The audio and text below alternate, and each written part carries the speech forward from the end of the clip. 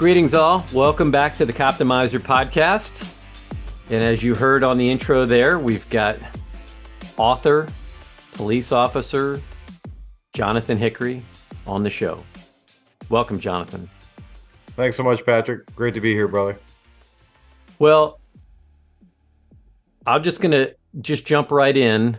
And we don't want to make the whole show about this, but it really is kind of the whole show. It's like not every police officer that you talk to has written a book that's been made into a movie. So you are the author of Break Every Chain, and your book has been produced and made into a movie. There we go. For those that are on YouTube, he's holding a copy of the book up right now, and it's available anywhere you can buy a book, pretty much. And then also the movie itself is available on Amazon.Prime or Amazon Prime. So that's where I watched it. And I'll just get that out of the way right away. If you're a police officer and you're listening to this podcast, make some time.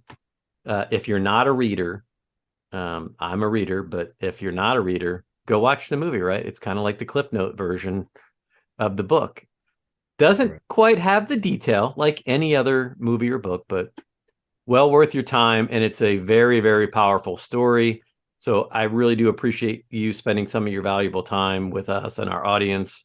And we want to share your experiences, your life lessons for our audience, and not just for police officers, but really for police leaders. So boom. When did you start? When did you start in policing? I started in 2003. So this is year 20 for me. It'll be 20 years this August.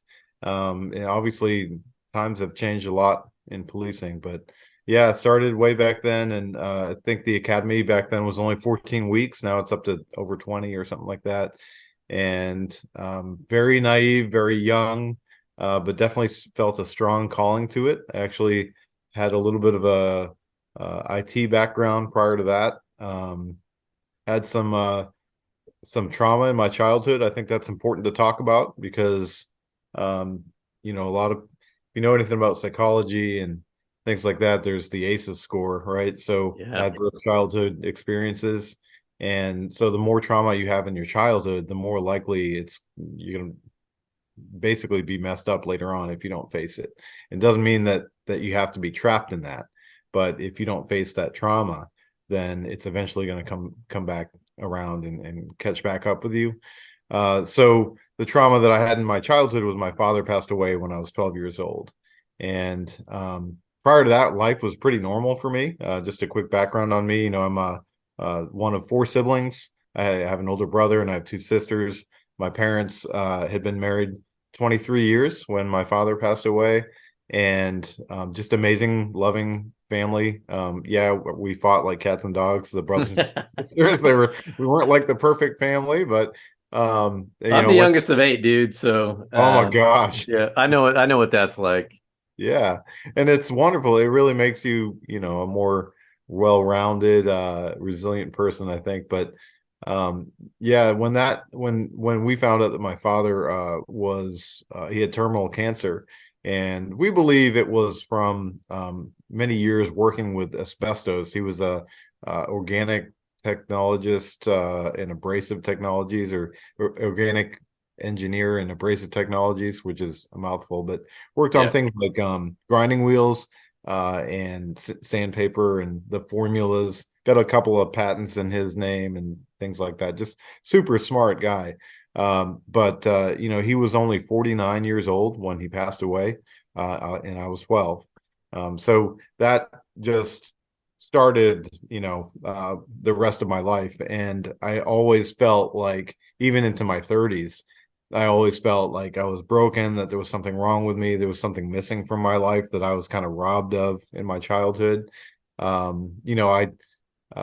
If you've ever seen The Lion King, the animated version, back in the 90s, that had just come out about the time that I was 12 years old. And even into my 30s, I would watch that film, and the sad part is what's the sad part, Patrick, in The Lion King? Well, when Simba loses his dad, right?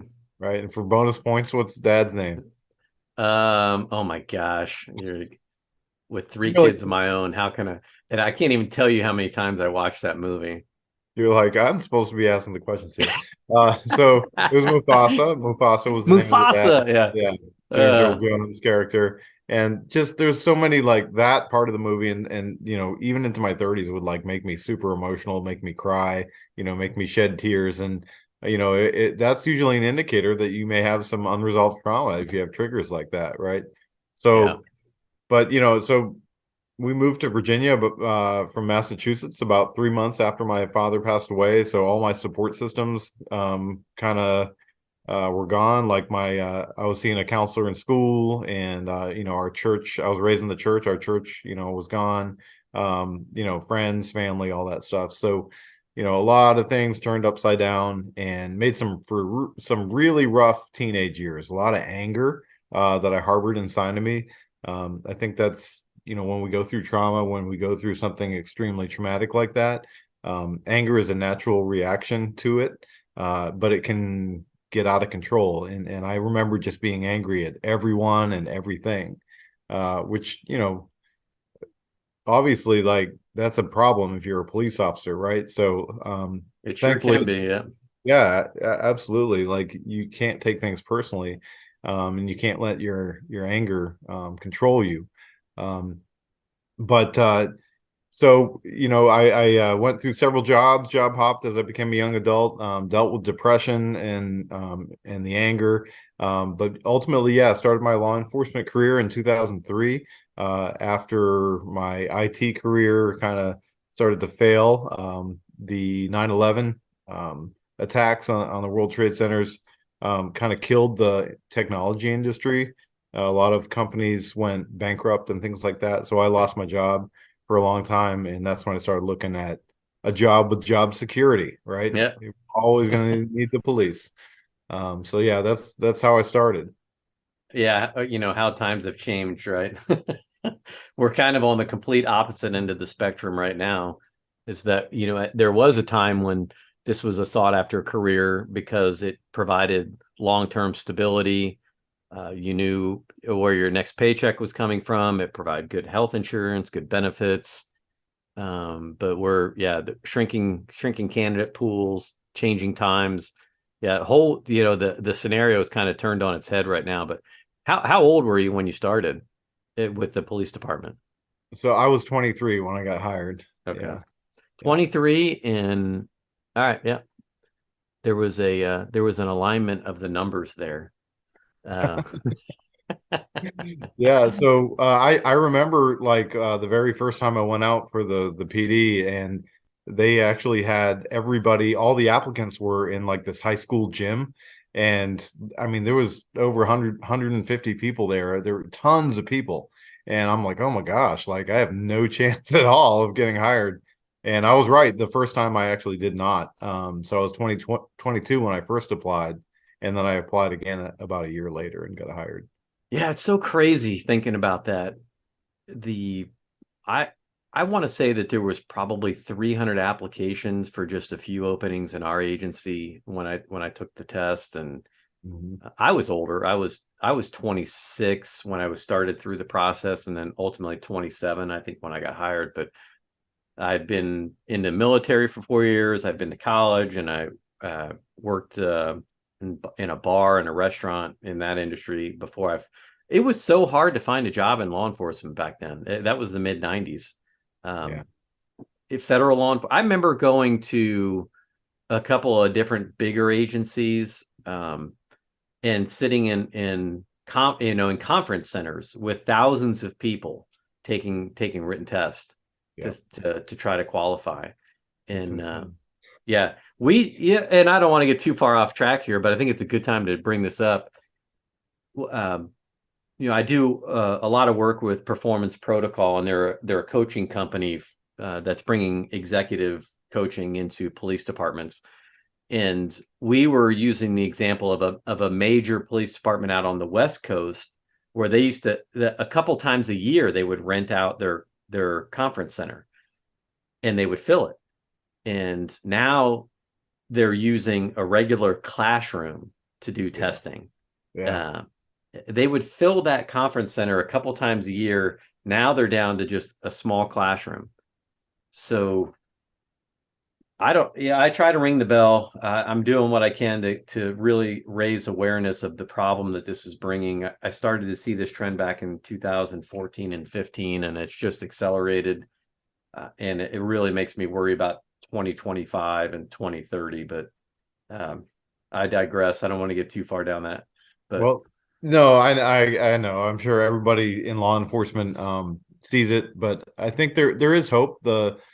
The people that are coming into law enforcement now, because I still work with a lot of recruits. I'm a driving instructor. So I see a lot of the recruits coming in, and I mean, they have the hugest heart. I mean, honestly, like, yeah, it was cool back, 20 years ago. It was the cool thing to do, and the bandwagon thing trending, whatever. But now it's like you really have to have a calling. You really have to have the heart for it. So I feel like they're stronger. And another wonderful thing is that in the academy now, a lot of these younger folks, still just now coming in, or this new generation coming into law enforcement, they're getting training on post-traumatic stress and trauma and exposure to it, and like warning signs, and that it's okay to like talk to a psychologist or a counselor. And like, we never had any of that. So I feel like that's great as far as the suicide trend. Hopefully, as this generation moves forward, they'll know that it's okay to get help, and that stigma will go away. and that's one of the things that we wanted to, I think, spend some time discussing today, and just use your own story as kind of a case study on how you can literally change the trajectory of a young officer's career right off the bat, because you mentioned it, like uh, on the adverse childhood experiences score, the ACEs score, when, and most people don't realize this, or people that have never been through a hiring process, it's incredibly extensive to get hired as a police officer. You take a written test, a physical fitness test, you interview processes, extensive background investigations, or at least there should be, right? Yeah. We see sometimes the problems when we try to circumvent that. Memphis might be a really good example of a recent case where, when you lower your standards, or you change your standards, or you try to force hiring, what the negative outcomes can be. But part of the process is just like you take a physical exam, like you undergo a full physical evaluation to make sure that there's no pre-existing medical conditions or something that might prohibit you from successfully navigating the career of policing. They also do a psychological evaluation, and I know that has evolved a lot as well over the last 20 to 25 years, as we've learned more about what it takes to be successful.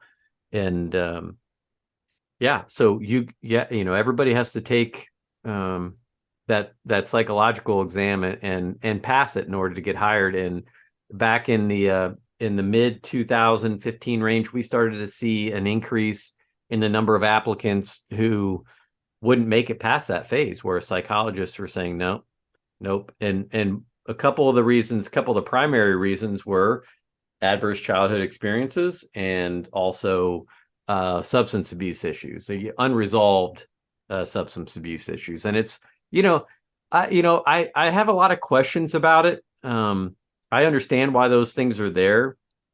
I think sometimes we don't take a chance on people that I think would be great in the profession, because there's a possibility that the stressors, or pre law enforcement history could be problematic.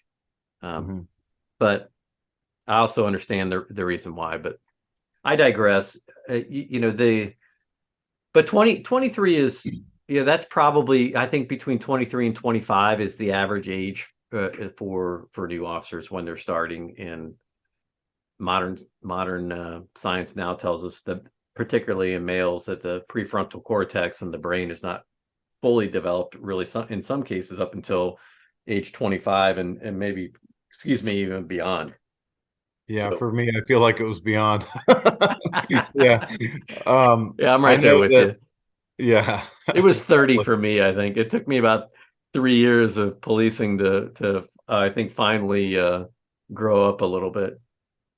Yeah. Well, you get there eventually, hopefully. Better late than never, right? So, early in my career, just like everyone, when you get into it, you finish the academy, you get out of FTO, you want to get in, everything is amazing. Everything is just like, live PD and cops and all the shows you always watched. And you don't care about some of the darker calls or some of the more horrible calls because you're just so blown away how awesome it is that you get to do all this stuff. And then, for me at least, it was maybe 2 years in that the newness starts to wear off and these traumatic calls start to take a little bit of toll on you. And if you don't have positive coping mechanisms, if you don't have, for me, I didn't have a very strong faith. I didn't have, um, any, I had some healthy coping mechanisms, but I started to turn to alcohol as a coping mechanism. It's very culturally accepted in the police world. Yep. And, referred to as choir practice. And, uh, cops openly speak about how they can't wait to get to their first day off so they'll be drunk all day, things like that. Like, so as a new officer, I was very much like, okay, well, cool, like this is okay to do. And I certainly never set out that I would have a problem with it, but combined with like the childhood trauma that I didn't really know I was carrying in such a heavy way, I think this new trauma just started to pile on top. uh trauma is something that is cumulative. It's like adding rocks to a rucksack or a backpack. Every time you have a traumatic event in your life, you go through something traumatic, loss of a loved one, witness something violent, whatever. Um, then it's just putting another heavy burden in your this pack that you're carrying with you your whole life. And without like ways to manage that weight, it'll eventually start to crush you. And so that's kind of what happened to me, not knowing any of this, in my former years. Turned to alcohol to cope. It started to really like the way it made me disconnect from the pain of my past, from the pain of my present. And with alcohol comes irritability, comes being short with others, being more cynical. I feel like it just made the cynicism that was starting to develop me even worse. And so that started to become a problem. Never had a substance abuse problem prior to law enforcement. No drugs, and other than social drinking, never had an issue where I needed to drink. But over the years, as they went by, I became a fatal crash reconstruction officer, and so I was, exposed to a lot more death, a lot more victims and their families, and just like I think I care more than most. Maybe I was having a hard time kind of letting go of like, I wanted to prevent the next fatal crash. I wanted to. I had this hypervigilance that cops get, where Yep.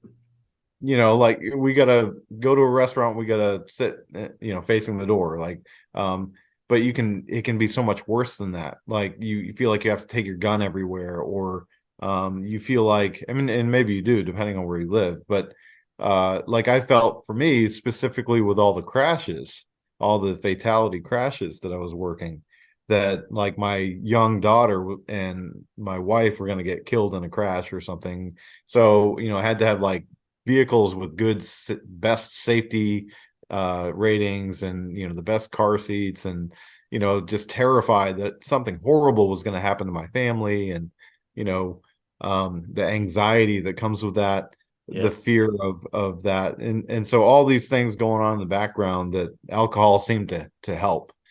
And so pretty soon, like I became a functioning alcoholic, basically, like spending $300 a month on whatever it took to get the job done, booze, I mean, hard liquor, wine, whatever. But cops are also really good actors, wearing the game face, right? Yeah, oh yeah. So I was good at hiding it. I didn't, Yeah. nobody really knew about my problem. And so that was a dangerous place to live in. Um, Yeah, and the culture too doesn't help you there, right? And that's because people have this kind of misconception about what it really is, like the code of the blue. You hear all kinds of weird, the way people outside of law enforcement explain it. with drinking, like, sometimes if you see somebody's got a problem, even if you do see it, you might not tell anybody else about it because, that's their thing. And that's not, you're not going to rat out a brother, or a sister. Right. So, If it's not affecting their job and it's not affecting what they're doing, that's not my problem. That's their problem. Or if you're a line officer, right? That's my supervisor's problem. It's not my place to deal with that. It's my supervisor's. But if you don't tell the supervisor, who has the most contact with your brother and sister officers, right? It's the people that are working with them. right. And then you're a new sergeant, right? Maybe we'll touch on that a little bit, but the sergeant is that first line of where you go from working the street and working very closely at the patrol or detective level, and then now you're in a supervisory role. So you're when you're a patrolman, you're 100% operational.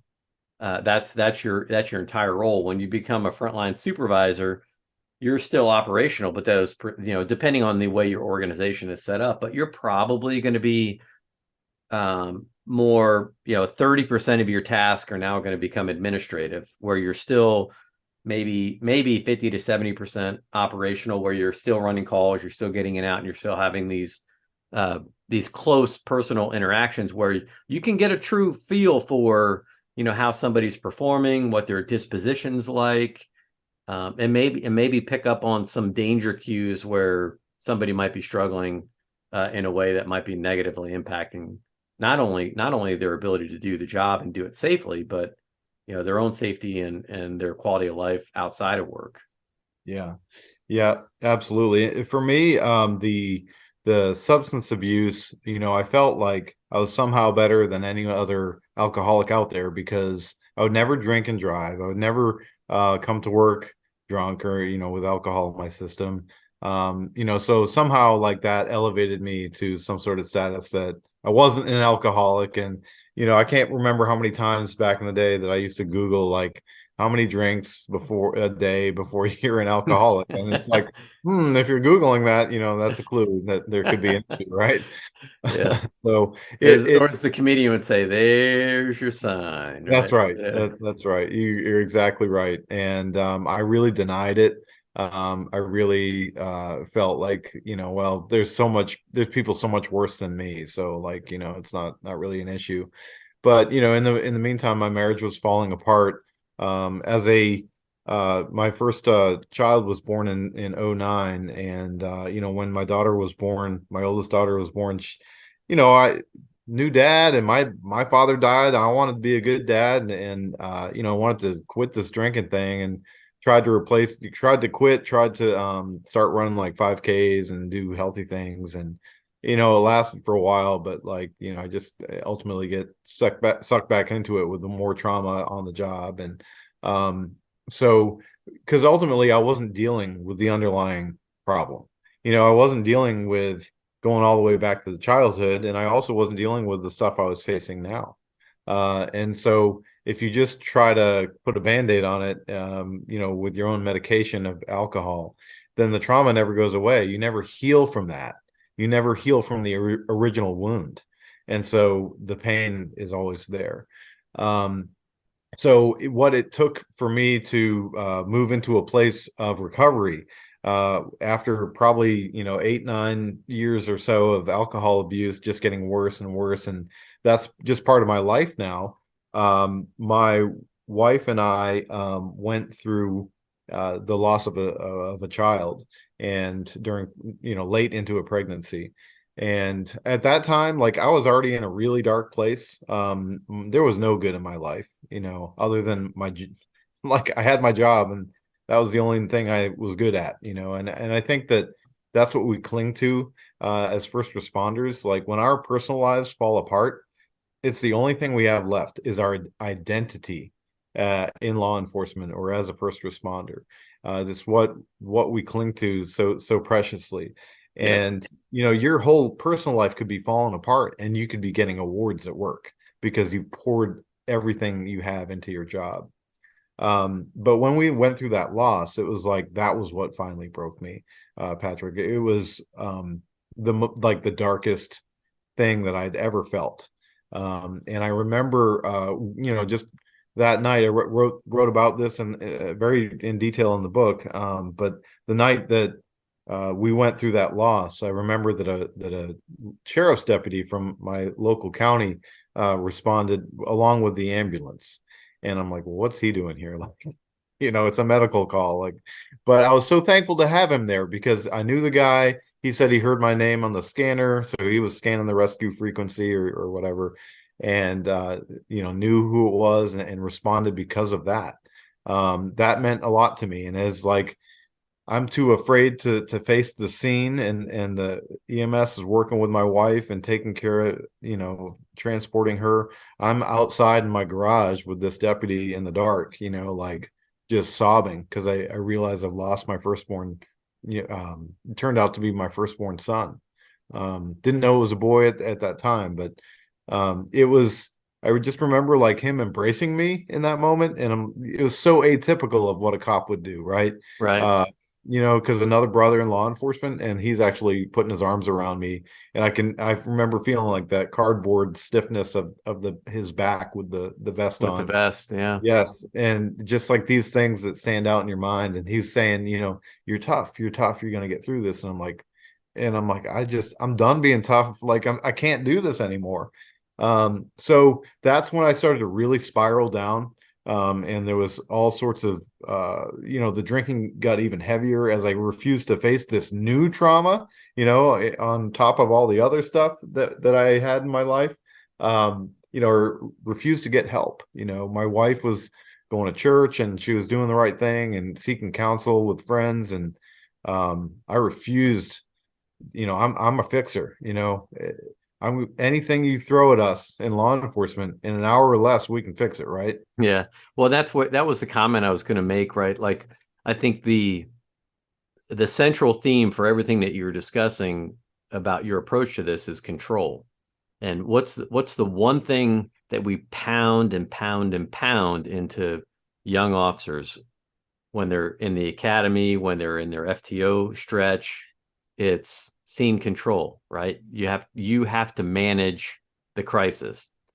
And I think that's why it's not surprising that when you leave work that doesn't, you don't separate from that. So that's why when you're going in, and people chuckle about it, right? And I'm retired now for a year, and I still instinctively will sit with my back. I need to be able to see a door.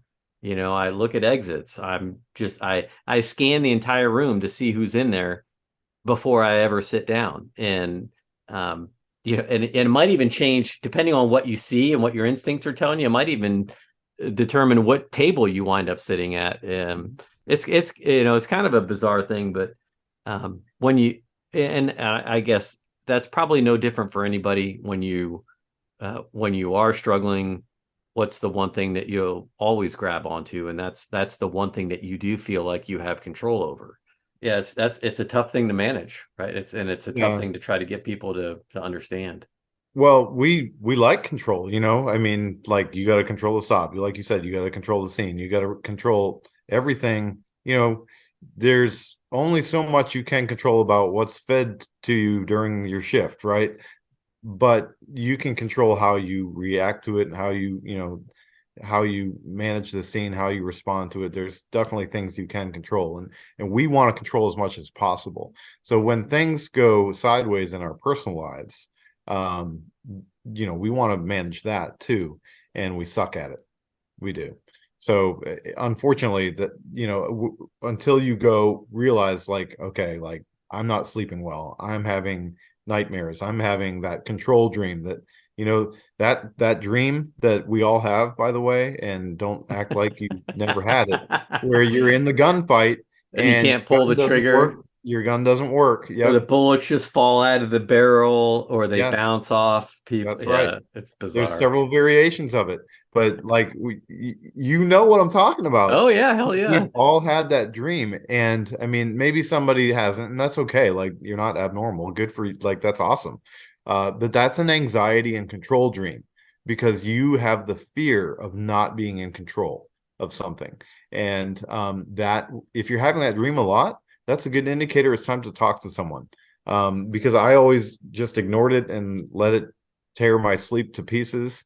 But once I started healing from my trauma and facing some of that stuff, like doing that work, man, those dreams never happen anymore. So I'm so thankful for that. But that's a real thing that a lot of cops go through. So letting go of control is not easy, All right, but since we're on it, you got to tell us, okay, what's your version of that dream though?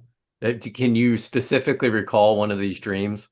yeah, oh yeah, absolutely. For me, every time it's just that there's some sort of gunfight. It's either multiple, at least one suspect, of course, but sometimes there's more than one. But we're exchanging fire, and it doesn't matter what I do. For some reason, I'm still alive, but it doesn't matter what I do. My gun does. I'm pulling that trigger as hard as I can, and the gun will not go bang. So that's my version of it. You know, it doesn't matter what I do, my gun is useless. And so it carries over like into our personal lives as well. We're expected to handle a lot of stuff and we get paid not that great. So if you think about it, like you know, sometimes if you feel like you're making the right amount of money for the stress that you have to face every day, maybe that helps. But like there's so much expected of us, and then we put that burden. We believe that like that public image that we're you know tough and we're strong and we're bulletproof and nothing affects us. And it's like, you know, a good friend of mine, Chris Scallon, says that he's a retired Norfolk, Virginia PD sergeant. He says I've that, met Chris. yeah, He amazing. came to our we actually so I used to chair our wellness committee for our state chiefs association, and we had a wellness symposium in Indiana, and he was one of our keynotes. Oh, yes, he's an Yeah, amazing speaker. yeah, And yeah. you may remember something he said in his speech, and he says that the the idea that as a first responder, as a police officer for many years, and you can walk through this stuff without it affecting you, you can live this job, you know, go through these experiences without it somehow affecting you personally and in your mind and in your heart. Like it's like walking through water and expecting not to get wet, you know. So he always says that, and then he makes a joke about you know, the first time he said it, he accidentally said that it was like walking on water. So now it was like Jesus. Anyway, can't walk on water without getting wet. But yeah, like, I mean, and that's the reality of it is that when you're exposed to all these traumatic experiences, you know, hundreds of them throughout a 20-25 year career, maybe even over 1,000 or more, depending on what you're doing. If you're a special victims unit detective, you know, you're working with abused children and things like that, and abused women. Like that's extremely traumatic to you as vicarious trauma, secondary trauma. So you can't minimize that stuff, and you have to realize that it will affect you. There's ways to manage it. There's ways to lead a life of balanced resilience, and that helps, but it's still heavy stuff, right? So back to my I story. like that. I like that term, by the way, balanced resilience. Yes, oh, so important. We'll talk about that in just a moment. But so after this loss, I started to really downward spiral, not dealing with my stuff, you know, not going for help, you know, trying to fix it on my own because clearly so far I had done so well at managing my own trauma, right? I had already, you know, I was doing so awesome in life as an alcoholic, and you know, my marriage was failing, and you know, just angry, cynical, bitter person, but started to really self-destruct. You know, I started to really not care about what happened to me. Didn't really care if I lived or died. Started to, for the first time in my life, I questioned whether God really existed. And if you've ever believed in God and then suddenly you question whether he exists, that's it's a really scary place. Because who's in control now? So I started to I had affairs. I drank even more heavily if that was even possible. I would go to like any call with, disorder call with a gun, a knife, or whatever. I didn't care if I had backup. Sometimes I'd get involved off duty without a vest on, stupid, stupid. And just I just didn't care what happened to me.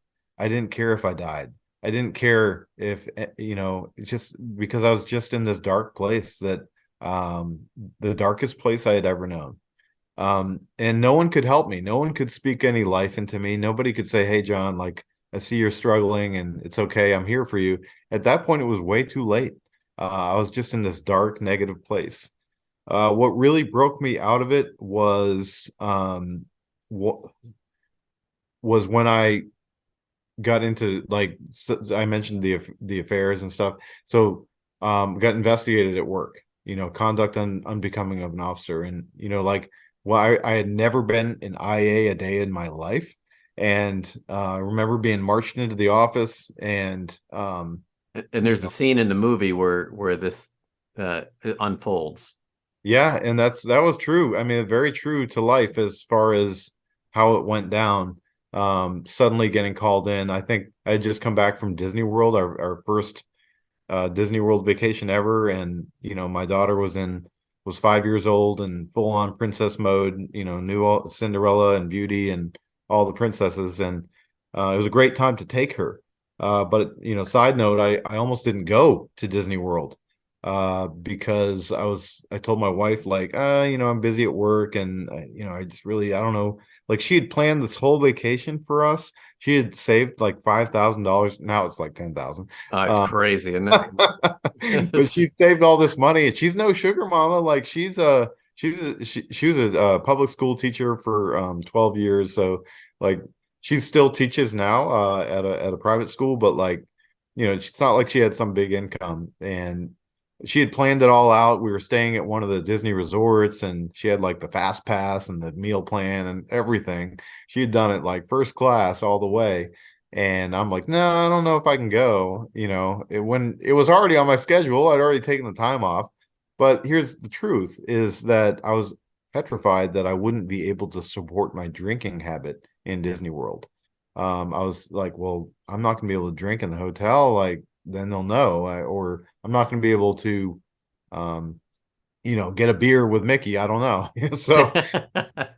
So ultimately I did go, but I stocked up on a bunch of liquor and brought it with me, and my suitcase would clank when I set it down. It was that bad.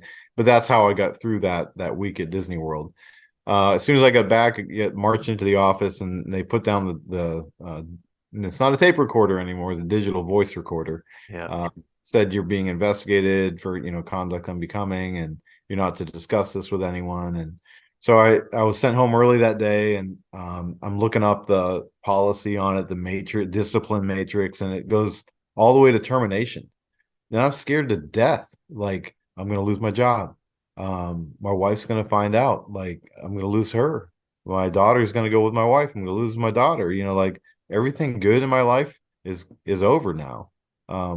Because I can't hide what I've done.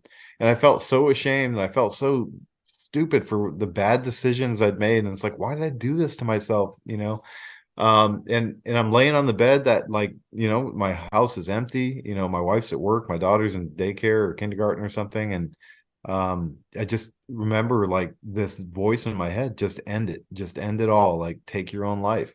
There's no coming back from this. Like, it's over. And I really wrestled for the first time in my life with suicide, and the gun's right there. And as I'm wrestling, like this spiritual warfare is going on, like the ultimate battle of good versus evil is going on in my mind. I felt like there was a demon in the room. I had like this vision of fire, and I can't explain it, Patrick. I have no idea what that means, but to me at the moment, I was like, oh, that's the gates of hell, and that's where I'm headed. That's where I'm going if I do this. So it like snapped me out of it, just enough to be like, whoa, like pump the brakes, because if you do this, there is no coming back. There is no second chance. and people are going to suffer like outside of you. Um, so that's when I started to like change my life. Started to go to church, gave my life to God, told him it was his to, like I'd screwed it up enough, so now it was his turn to have a shot. And started to try to cut back on my drinking, like doing the right things. But it wasn't until my wife ultimately found out about the affair that that's when I finally just quit drinking, because I really felt like God was telling me that if I didn't quit drinking, and that he was going to take everything from me. And so I can't explain that either. I prayed one night, after my wife had found out about this hell come true for her. As I heard her weeping throughout the house, because I was on the couch that night, and for a long time, uh, I didn't get kicked out of the house because we had a 5-year-old.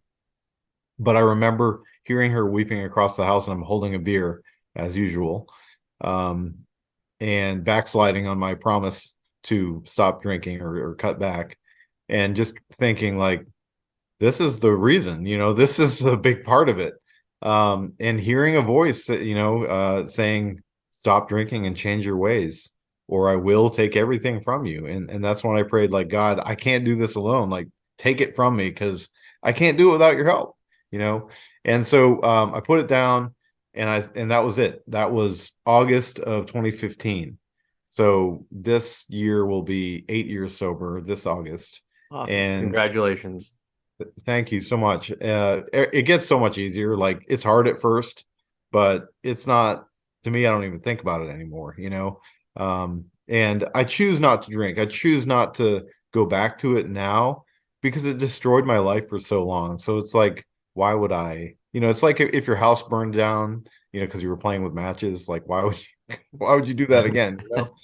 Yeah. So it's just one of those things where, like, the next day, I can't explain it. I didn't feel withdrawals. Of course, I didn't sleep well that night, because it was like nightmare come true that my wife had found out about my infidelity.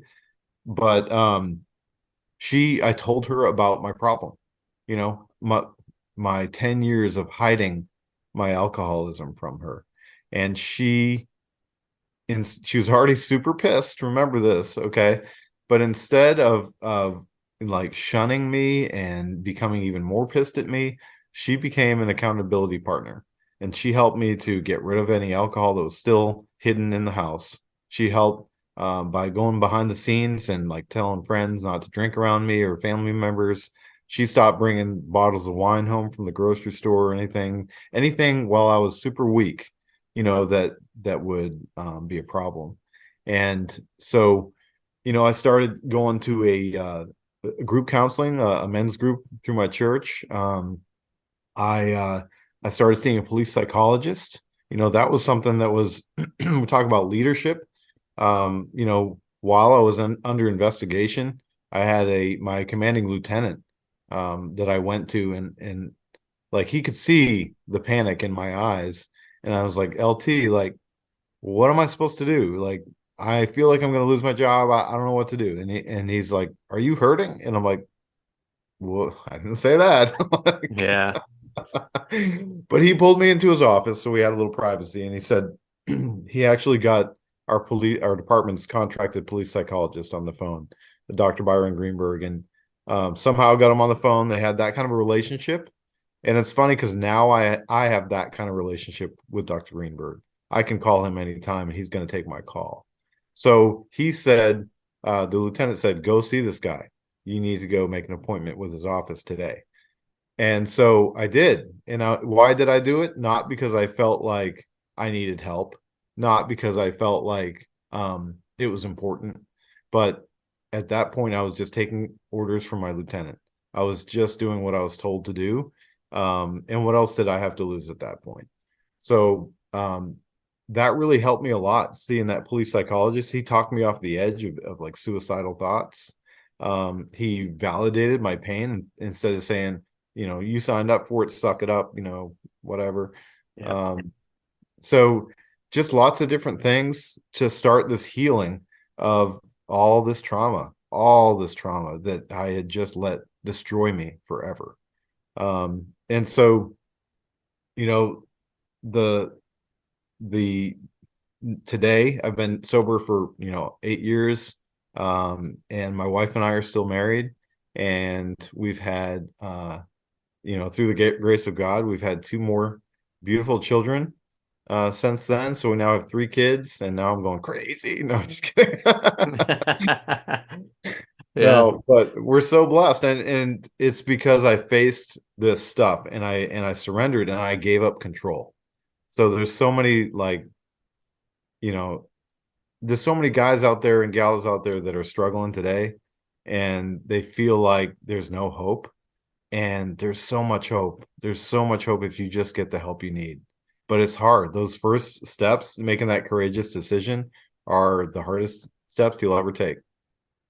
Promise. So yeah, I mean that is such a powerful story, because I guarantee you everybody listening to this that works in law enforcement knows somebody just like you. Yeah. And sadly, for those that are not in law enforcement, the rate of suicide in policing rivals that of our veteran community, if it's not worse, and our divorce rates are as high as any other profession. If not, I think the last time I looked, we were second in divorce rate. Well, why is that, right? Do people sit back and wonder, well, why do we have high rates of divorce and high rates of suicide in policing? And the simple answer is, well, there's there's a lot of trauma, right? And so then we kind of go to that, well, um, that it's just a hard job, right? That's just maybe that's just a byproduct of the job. But what we don't necessarily do a good job of is thinking about the mechanisms that are in place. So you, uh, in hindsight, right, recognize, you know what, I had some adverse childhood experiences. I wasn't dealing with trauma. I start stacking trauma, and now I'm looking for coping mechanisms.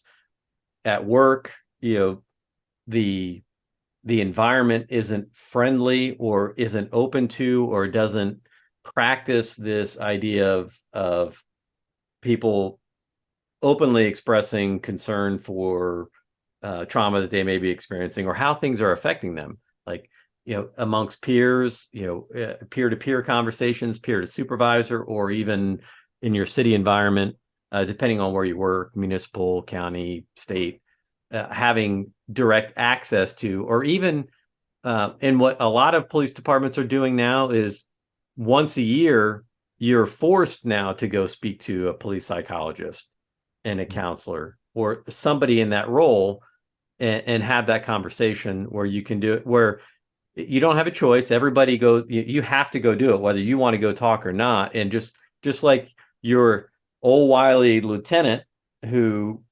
I can almost promise you that was not coincidental. That was planned, right? I think he recognized it.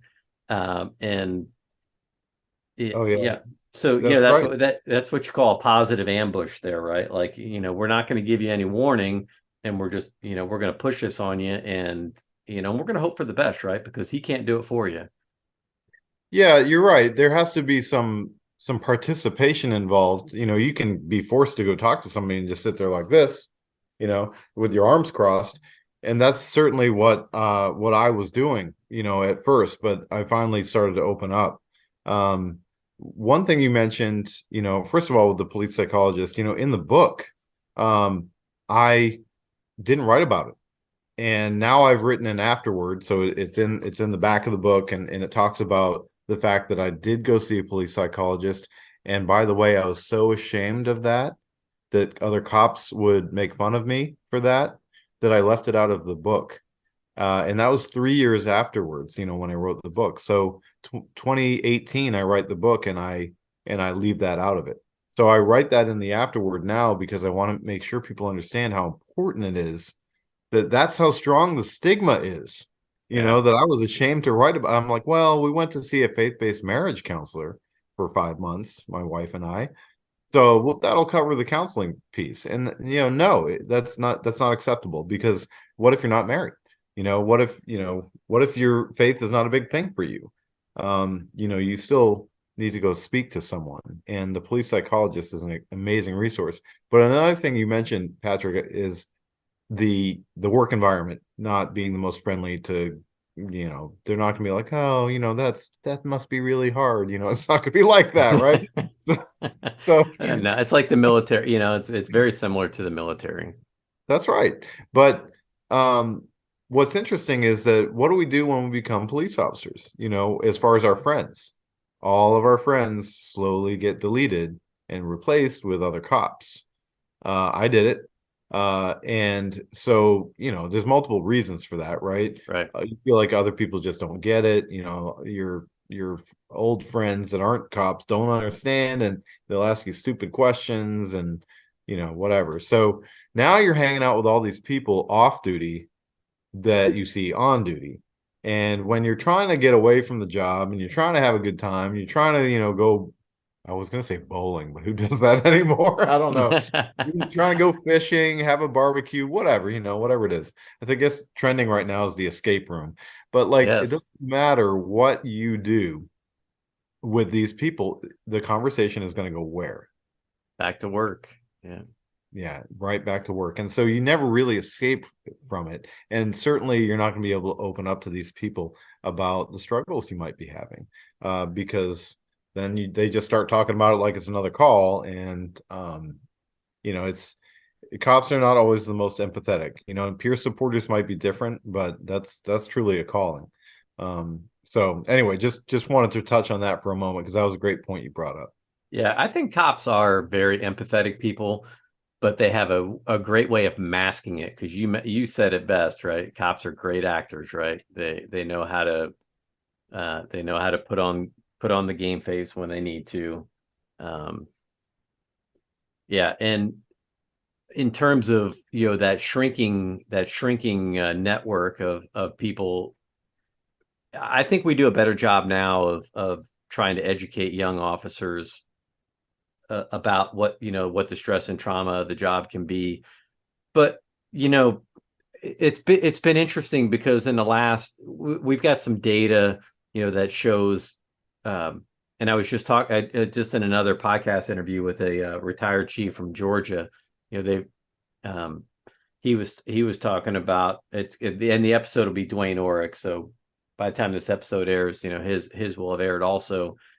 In looking at the rate in which young officers are leaving the profession and why are they leaving. For those that leave because they experience, like, hey, they get to that 2 or 3 mark, like you're talking about, right? Like, hey, the newness is worn off, and now this is the reality, right? Like every day is Groundhog Day, and it's Groundhog Day of bad, like, you know, pe- Yeah. people aren't calling us on their best day, and sometimes that stress and that frustration just circulates because you just want to break from it, but you're not going to get it. How do you explain? How do you come home and talk about that? Like, Yeah, how was your day, yeah, honey? yeah, Well, let me tell you. And yeah, when I have days like that now, I don't not tell my wife, because they can still see it all over you. You right, know, that you're being affected by something, and you don't have to explain all the details, because you want to protect your loved one from that stuff. That's we're the bearers of that. But it is okay to say, like, look, I went to a really hard scene today. You don't even have to say it. It was a suicide or whatever it was. Because I remember going to a juvenile suicide maybe a year or so ago, and it was just like, thankfully, the on-duty supervisor let me call out our chaplain and stuff, like, but at the same time, and the chaplain was there for the officers just as much as the chaplain was there for the victim's family, and it's like that kind of stuff. Like when a juvenile is involved, you can't where's the good in that? There's no good at all. You don't understand why it happened. You can't figure it out. You can't go back in time and say, well, obviously this was going on. I mean, sometimes you can, sometimes you can't. And so you're just left wondering, like, why does this happen? Like, why, what do we have to do to prevent this stuff? But it bears heavy on you. And if it doesn't affect you, seeing a child that's done that to themselves, and seeing the mother just, and all the siblings just completely devastated, like, if you're not affected like that, by that stuff, like, I don't know who you are, Right. everybody. So, Yeah. you just gotta tell your wife that something, you went to something really hard, and so that she knows that maybe you're not ready to open up about it just yet, but you have to open up to somebody. You can't just keep that stuff inside. That's when it starts to eat at you from the inside out and destroy you. And yeah, it's kind of a long way of saying, right, I think that's where the positive changes are going. I do fear that there is a danger of in going too far, right? Where you create these safety nets where for individuals, for young officers, that you can't protect them from that either, right? You can't. That is the reality of the job. So there's no hiding from it. You got to do it, and you have to be able to operate and make decisions in that. And I think what we're seeing now, kind of going back to my point about the data and people leaving, there are people that do leave because, hey, you know what, this is not the job that I thought it was going to be, and that's okay. Um, but what's not okay is that if if it's a mechanistic process, right? Because people that leave because they're faced with adversity in policing, guess what? They're going to face adversity at their next job too. It may not be, kind of the trauma that we're talking about, but you have to learn the right coping mechanisms, and that's where I think we are getting better. We still have a ways to go, but yeah, and you mentioned it earlier, right? By providing this type of training, the emotional, mental, physical resilience training at the academy level, building it into your FTO, having annual refresher training, having these access points, because that's how you build a strong culture around, okay, well, okay, if I am struggling with something, nobody's going to judge me if I want help, Right. and I'm going to go ask. Um, Yeah. It was the best and thing I ever did. I mean, now I feel like since I got help and since I faced all that stuff, like now I can live the life that I've been given. Now I can live free. Whereas before I was really just carrying around all this weight and in chains, literally in chains to my unhealthy coping mechanisms. It's but it's so hard to make that first step, and so yeah, as we move forward, I really pray that we can change the culture. I do think, like you said, I do think we're doing better. I do think the winds of change are starting to blow, but it's still a huge uphill battle. It really is.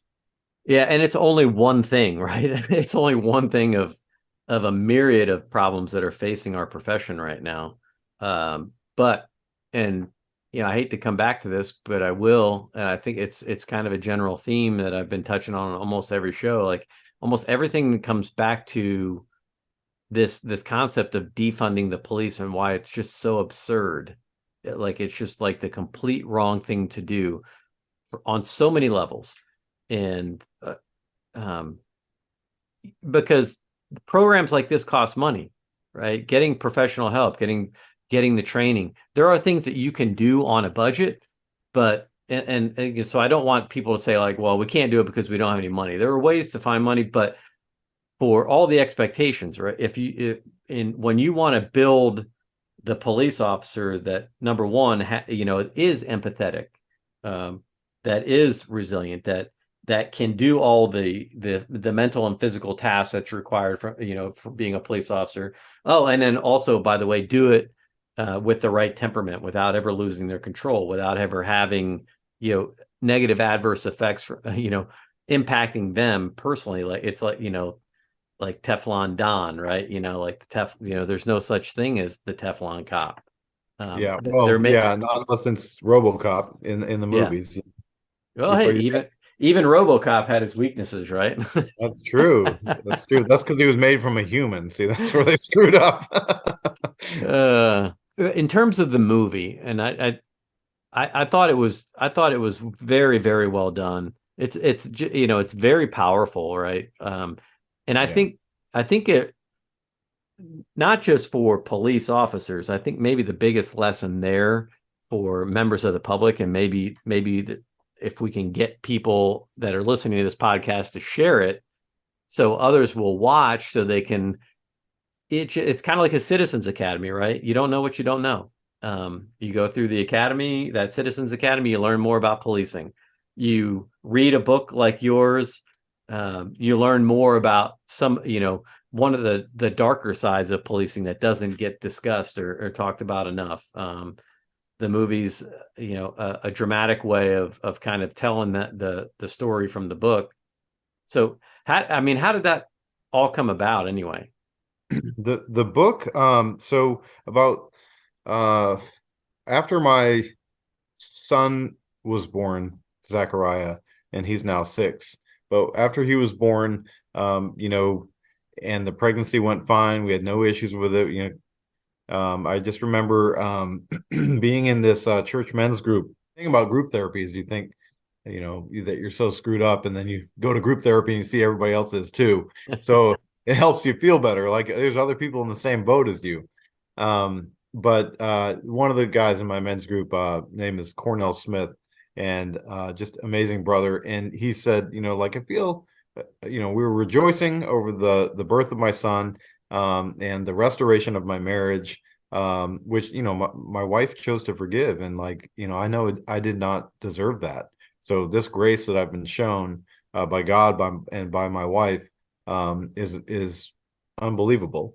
But in that moment, he said, I feel like you're going to write a book. And I'm like, brother, like, I feel like you're smoking crack because I'm a cop. Like, we hate writing, and, we don't like taking reports. So like, if possible, we're going to avoid the report. Right. But creative writing is different. Right. And that's where you mentioned, you were a creative writing major or minor. It was something that it was laid in my heart, on my heart in that moment. And I was like, yeah, okay, whatever, but then I started being surrounded by people that were writing books or had written books and were married to people that had written books. And I'm like, okay, God, like I get it. So I started to write the book. Took me about 9 months, which is interesting because that's also, a big part of the story is babies, right? So, There you go. 9 months to write it. And even when I'm writing it, I'm like, this is stupid. Why am I doing this? This is a waste of time. Clearly, I'm the only one who's ever struggled. Clearly, I'm the only cop who's ever had suicidal thoughts, who's ever had problems, coping with the stuff in his career. I'm the only one. So why am I writing this?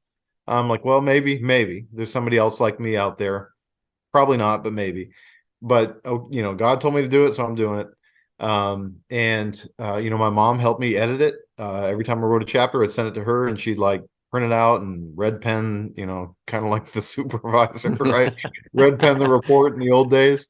Yeah, the old days there. Yeah, young That's guys right. don't remember those days Oh, of the anxiety of dropping off like 5 reports and then going and sitting and waiting, like and then it comes back to you and it's got red ink. yeah, Ah. been there, done that. But my mom would help me with the edit, and when I started to market it, like it became reality. I was getting it published, and it's coming out.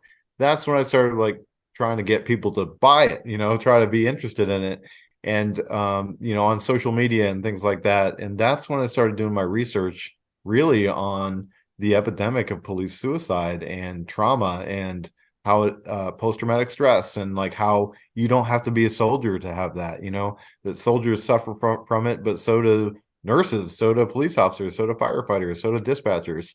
Like it's not you, it doesn't choose its victims based on the color of their uniform. Right. uh, so that's when it's really started doing well, for like, I mean, I know I'm not Barack Obama, like it didn't become a New York Times bestseller overnight, like I'm not a celebrity, um but it was doing well for an unknown author.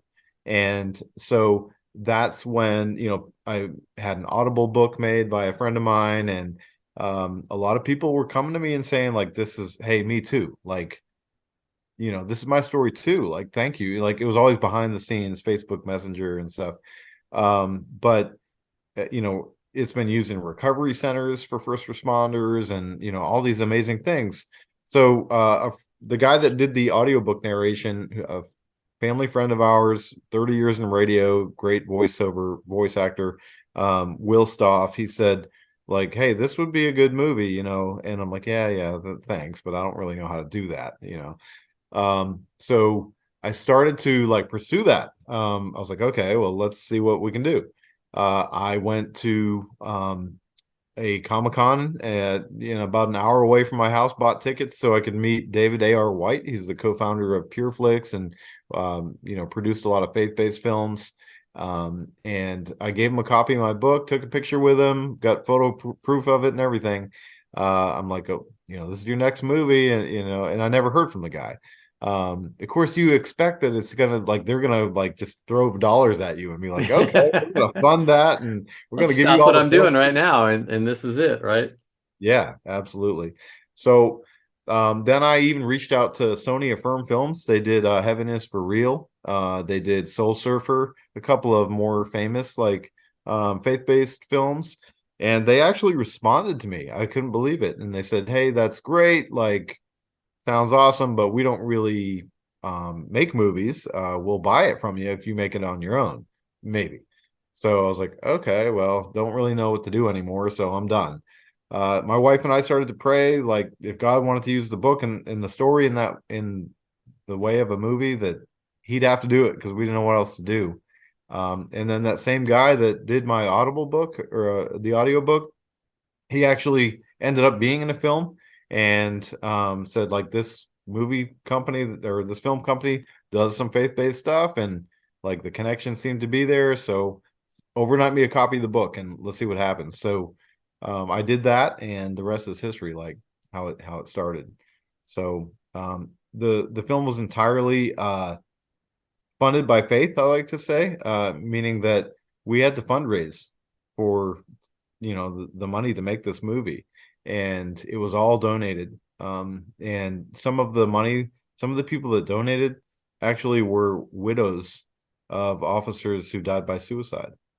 And so like it's so emotional to me, so powerful to me that they're trying to make a difference to help another officer's family maybe from becoming a suicide victim.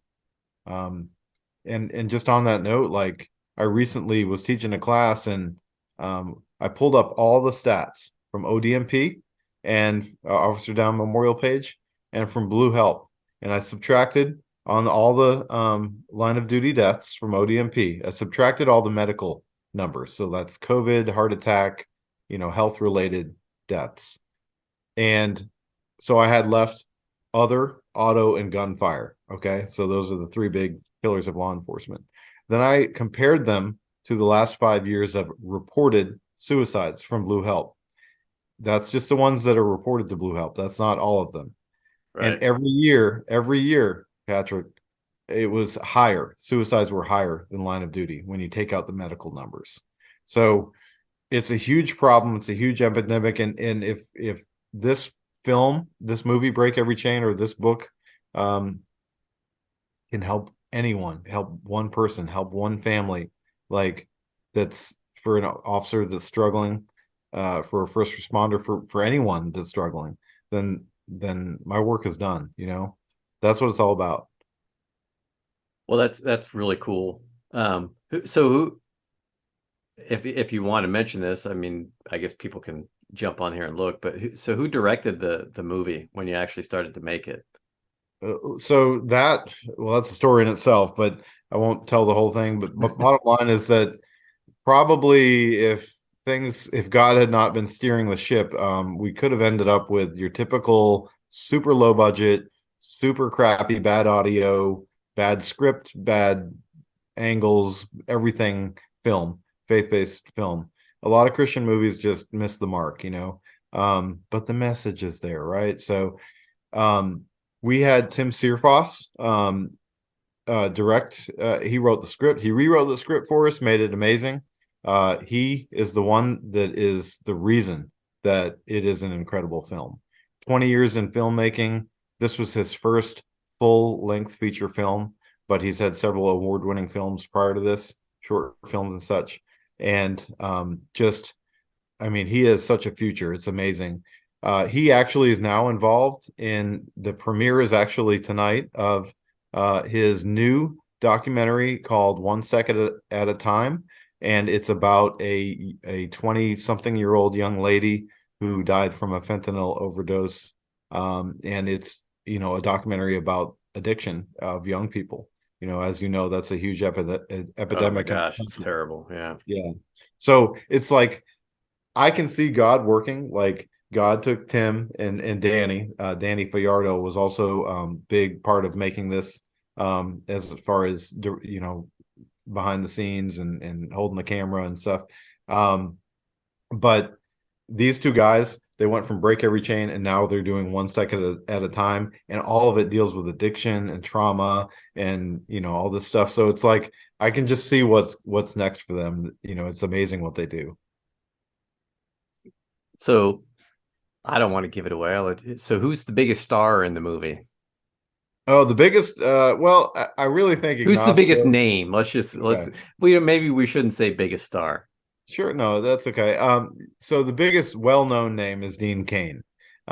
He plays the role of a pastor in the film, as kind of a street smart pastor, and he plays the role of the pastor, a kind of a combined pastor. So if you, the real story is that, you know, there were multiple pastors, right, involved in helping me out, but it became one person in the script. So who better, right, than Superman?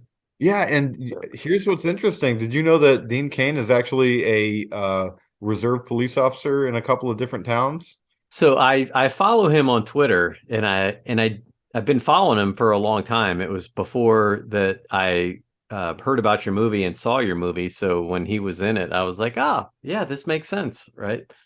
Yeah. Um, Yeah, he's great. I mean, he is first class all the way. You know, he loves cops. I remember when we went to the premiere, there was a crowd and he was speaking, and I was out on the outskirts of the crowd.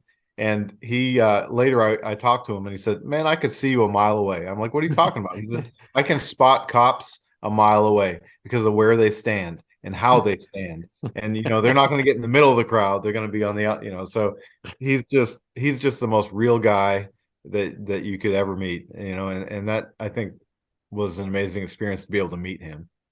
yeah, it very, very well done, very well done.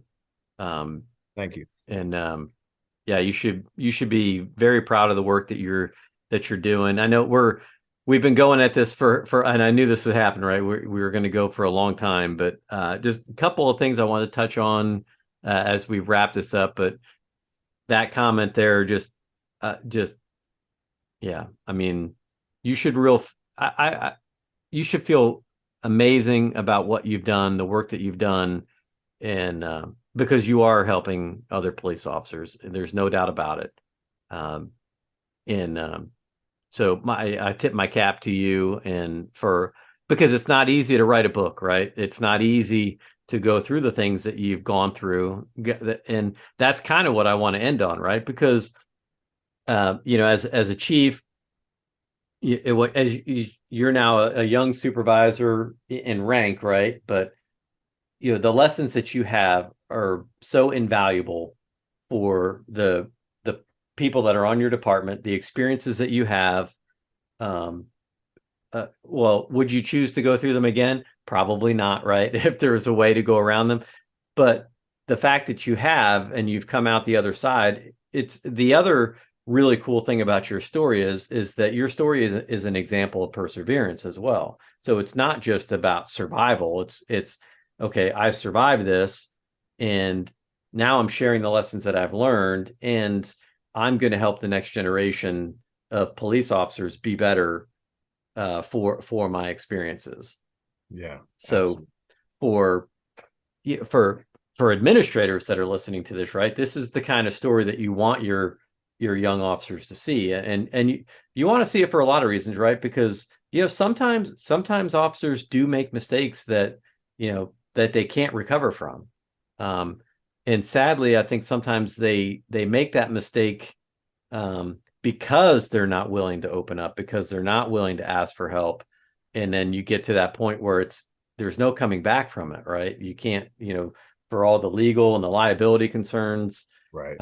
you can't. So but most things in law enforcement are repairable.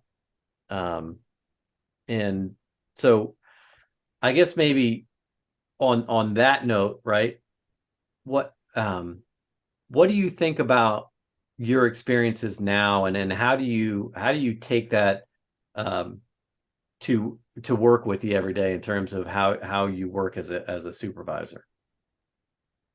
I think the words servant leadership and humility come to mind. I am no better than anyone else. The only difference between me and somebody that maybe didn't survive or didn't, get through something hard is that I've tried to be humble, and I'm not like humble bragging because, but I realize that I was given a second chance by a lot of people, and not only by my agency, but also by my family, by my wife, and given a second chance at life, instead of being tossed to the side. Now, if I had continued in my old ways and had not faced the the trauma and faced the stuff that destroyed me ultimately, then I don't know where I'd be. I don't know if I would be here, because it was really hard to face that stuff. It was really hard to go to a counselor, a police psychologist, but also the faith-based counselor, our marriage counselor. Because I thought, with the marriage counselor, it's going to be all about the marriage. And no, it turned out to be all about me and all my brokenness and all of the things I hadn't faced. And so I think that just moving forward, you have to realize that like it's it's about facing that stuff and about learning from it, and then how can I help others? It's like, now that I've walked through the fire, how can I deliver buckets of water for the next person? Bottom line is that like just because you survived some doesn't mean you're a superhero or anything other you are. It doesn't mean that you're a superhero. It doesn't mean that you're any different than anybody else. It's just about humility. It's about hopefully helping the next person, because we all struggle with stuff. None of us are perfect. We're all broken people. But it's how we carry that weight, from the stuff we've been dealt. You can't control everything in your life, and you have to accept that. Once you can accept that, once you can face the stuff that you do struggle with, that have affected you, that's how you can begin to live your life in a way that's free, and live the life that you have been given. Yeah, and so I think this is maybe a great place to, make my final point too, and that, yeah, we are all breakable, right? But just because you may break at times doesn't mean you're permanently broken. Yeah. And, you know, I think another lesson, particularly for leaders, is that how do we take examples like yours, and a guy like Alan, Hendrickson, that we talked with just earlier on another podcast, Yeah. and create a more resilient environment where we can teach the lessons and provide the resources to do the things. So hopefully we can shrink that number, right? You're not going to, nothing's perfect. No system is perfect. But if we can shrink the number of people because we're proactive in our approach, that's an investment that's worth making. I've seen numbers from perf where they say over the course of an officer's career, a police department on average, I think they spend $110,000 in training on. Now, to staff and equip and to train an officer, like in that first couple of years, you're looking at anywhere from 150 to close to $300,000 when you start talking salary, benefits, training, all Oh the yeah. stuff that we're doing. So if you lose an officer at 3 years, at the 3 year mark, um, and we're all this is very common across America right now. We're seeing this everywhere. I experienced it in my own agency, right? And sometimes it's like, man, I wish I could go back. Having now seen some of the things that other people are doing, lessons that we're learning as we go about how we could do things a little bit differently. That if for no other reason, there's a huge financial incentive to put these resources in place by saving a few, thinking about like, I'm going to save a few dollars by not having a robust peer support program. Nope, that's just going to cost you more later. By not investing in the physical fitness centers and nutrition training, those types of things, right? Yep, that's just a healthcare spend that you're going to make down the road. And it's hard right now.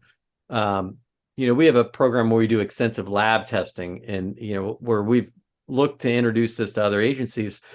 Sometimes administrators have a hard time finding funding for a program like this because it's a preventative program, and like any wellness program, it's hard sometimes to get the budget directors or the people that control the purse strings to say, yeah, we don't have $1 million to spend this year, even though we know it might save us $3 million 3 years from now or 5 years from now.